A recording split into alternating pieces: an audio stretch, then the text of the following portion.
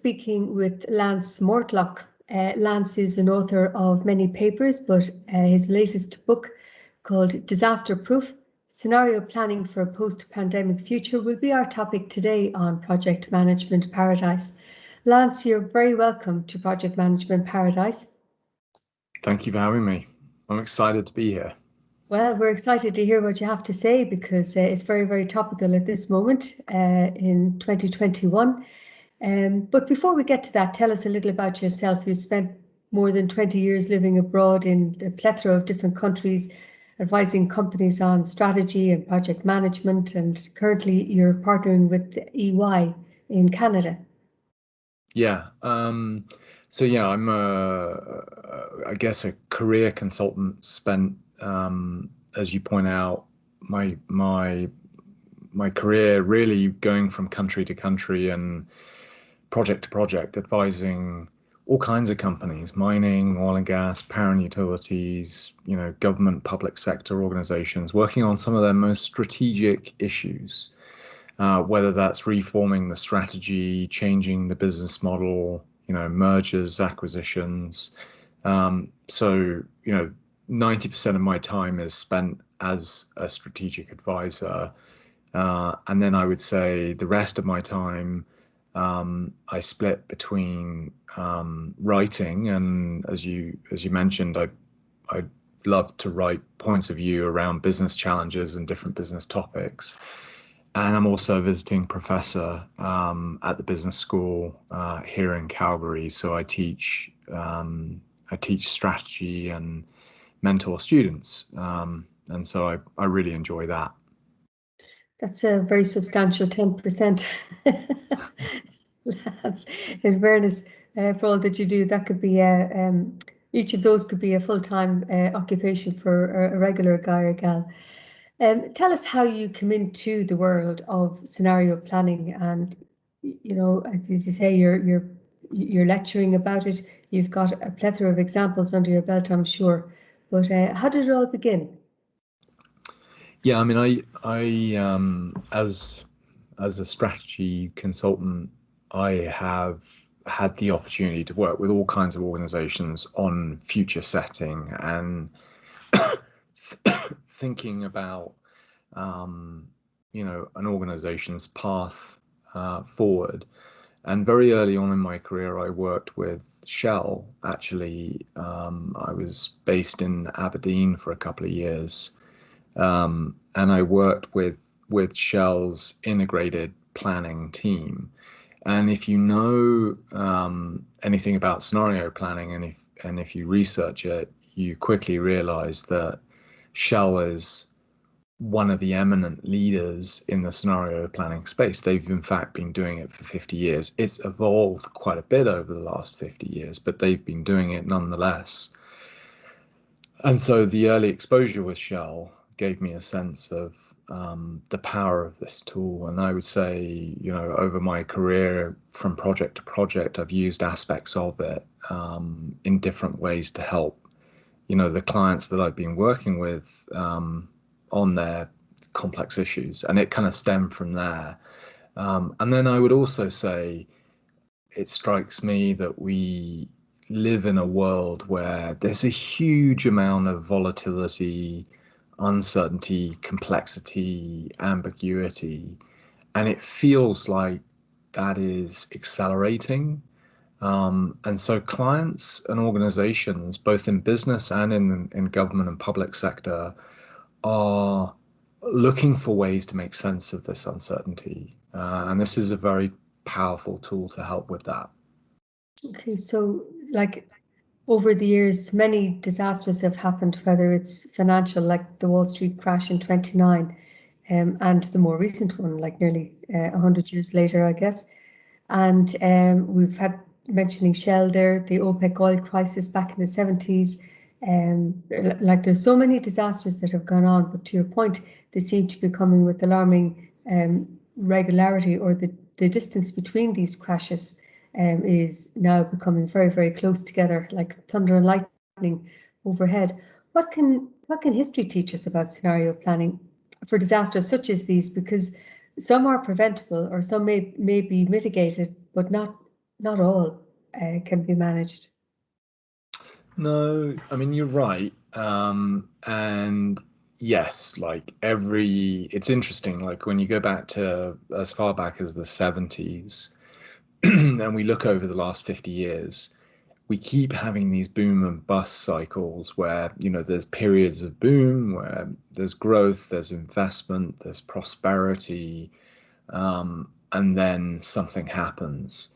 You point out the OPEC oil prices crisis in the 70s. There's the Latin American sovereign debt crisis in the 80s, and so on. .com, the economic crisis, COVID-19 pandemic that we've been living for the last year and a half. It keeps happening, and it's interesting because it feels like we go through this crisis and then we get back to normal. Hopefully we'll get back to normal as it relates to COVID. And then our memory seems to be short term. We sort of forget about it. And what I'm saying is, yeah, like it's going to happen again. We don't quite know what the next crisis is going to be, but there will be one.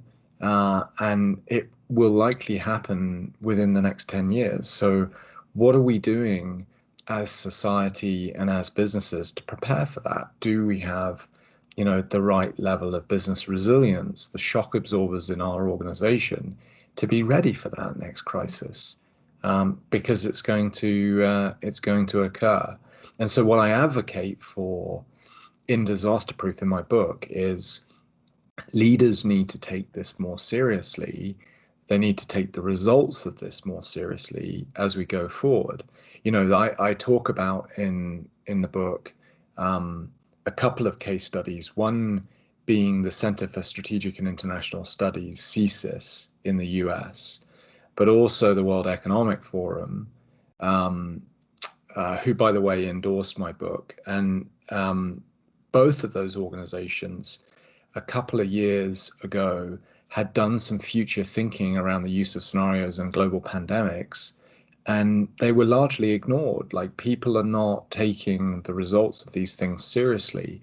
So it's not only about using the tool, but it's actually going through the process. But I would say it's also and taking the results seriously, which did not, from the research that I've done, happen as it related to COVID. And we're now dealing with, the consequences of that. So why do we not listen?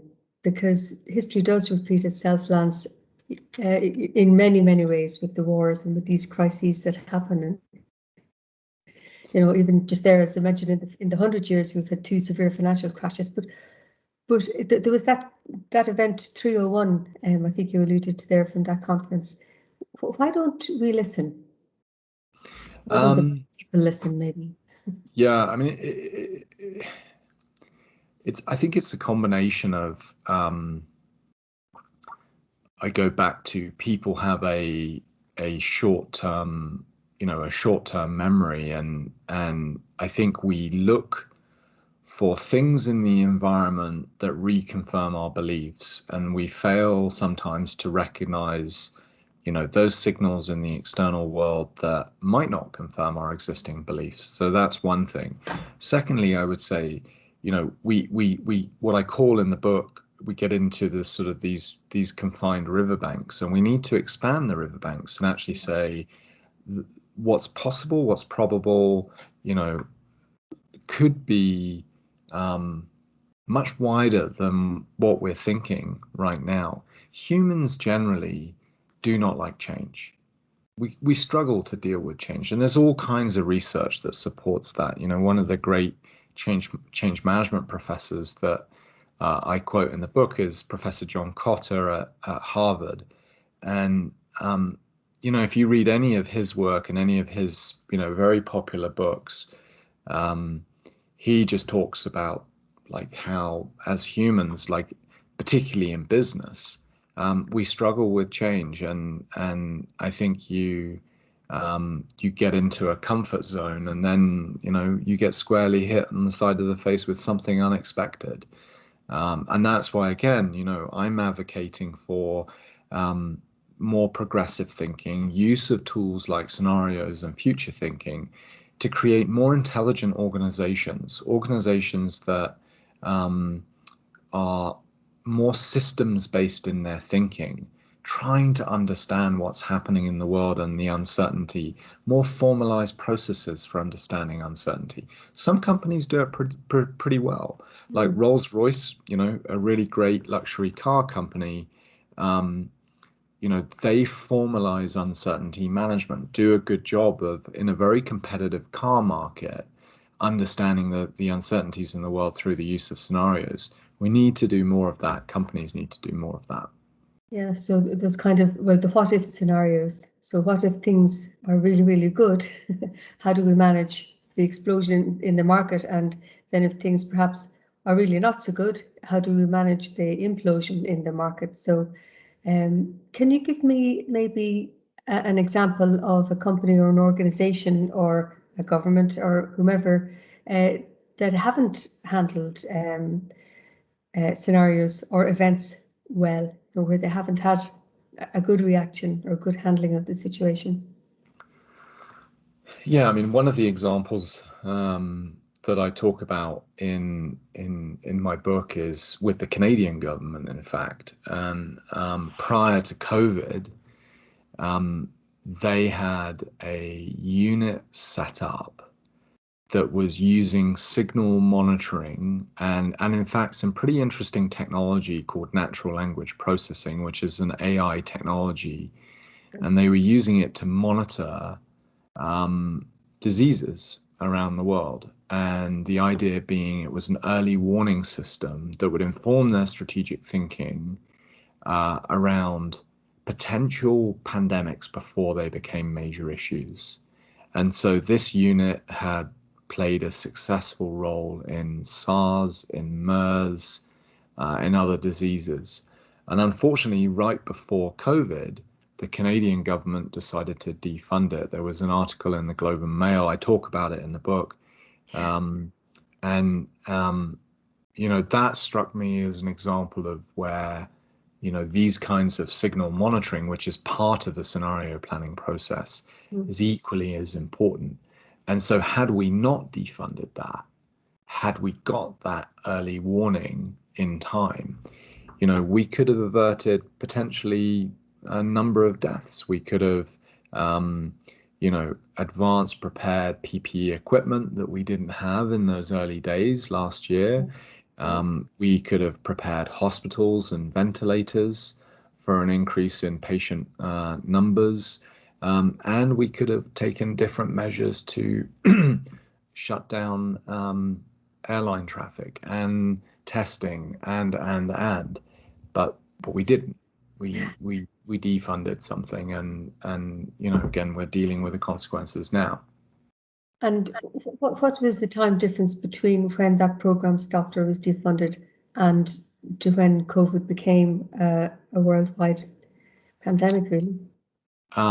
It was a matter of months from what I recall. Yeah, So it was a pretty short period of time. yeah, that's incredible. Yeah, I That's mean, I've got yeah, it was towards the end of it was actually a bit more than that. Yeah, it was a matter of months from what I recall off memory. wow. So is managing data and artificial intelligence and machine management and machine learning, so will all of that contribute to good scenario planning or good strategic operations? Um, yeah, I mean it is the big challenge here is we are dealing with more and more data like ever before. The famous IBM saying is we've created more data in the last 2 years than the rest of history combined. The question is, what can we do with this data? And leaders are struggling to process and make sense of data in the world so that they can make complex decisions. One of the things that I talk about in one of the chapters in Disaster Proof is the use of AI and machine learning to help make better, more complex decisions.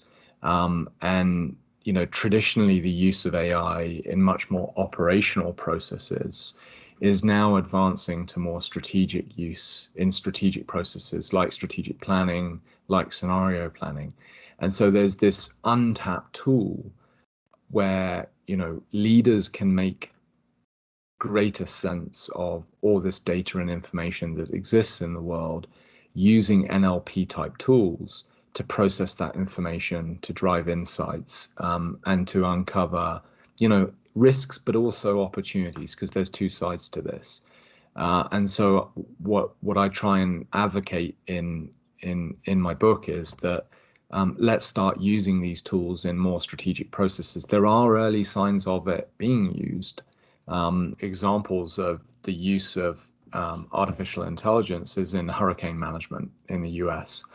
So they are using AI technology to make sense of weather data inputs using algorithms, and giving the US Coast Guard early warning signals as it relates to hurricanes, helping them play out different scenarios that could play out, good and bad, and getting them more prepared strategically so they can make more informed decisions based on that information that they're gathering. And do you find, Lance, is there greater collaboration across these organizations? And you mentioned CSIS there in the World Economic Forum, and like even the International Meteorological Agencies.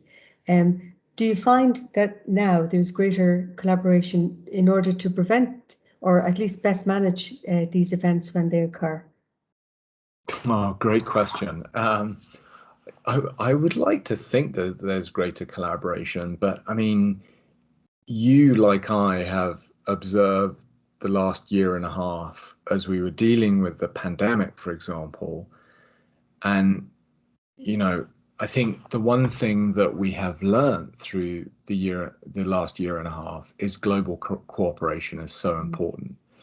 And we had the unfortunate situation where, the US was not cooperating with their last president, and in fact, taking money away from the World Health Organization at a time that we should be giving them more funding, more investment, more resources so that we can collaborate. This is a global issue that we're dealing with. It's not a country by country issue. So it's been interesting and also a little bit sad for me to watch like how we haven't really cooperated that well. And as you point out earlier, and I talk about it in the book, like the examples of using scenarios from the World Economic Forum, from CSIS, they point to the importance of global cooperation. And if I fast forward to, potentially the next crisis that we'll deal with, which is climate change in the next 10 years, which is going to be an important issue, that is not an individual domestic issue. It's a global issue, and we have to tackle it together, which is why COP26 in the UK later this year is very, very important, bringing those countries together to come up with global solutions. So I would like to think cooperation is increasing, but I think it ebbs and flows, and we've seen in the last year that hasn't happened. Yeah, I hope the flow is back on, because as we speak, the government leaders, the G7 has just concluded, and they're in the midst of the G20 talks, which of course is a predecessor to the COP. But hopefully we're on a good flow and that lessons are learned. Maybe we should send them all a copy of your book, Disaster Proof, Yeah. to plan ahead. If you had a place at the podium at any of those conferences, what would you like to say to that team of world leaders, Lance? Yeah, I mean, I think I would likely say that thinking about the future and the different futures that could play out is extremely important as we go forward.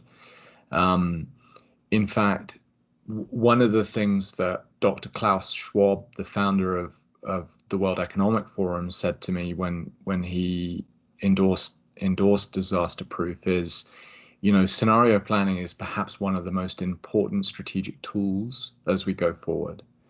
And now is probably one of the most important times to be thinking about the future.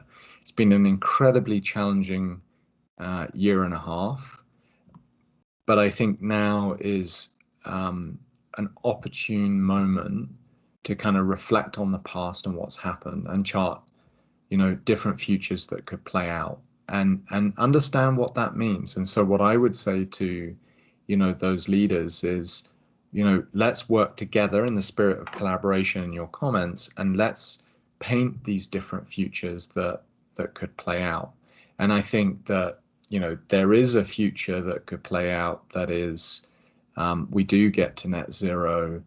We do have a more sustainable energy future where we change behaviors of society.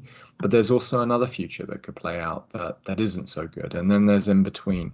So let's use the tools that we have to paint those different futures and be strategically prepared for those different situations.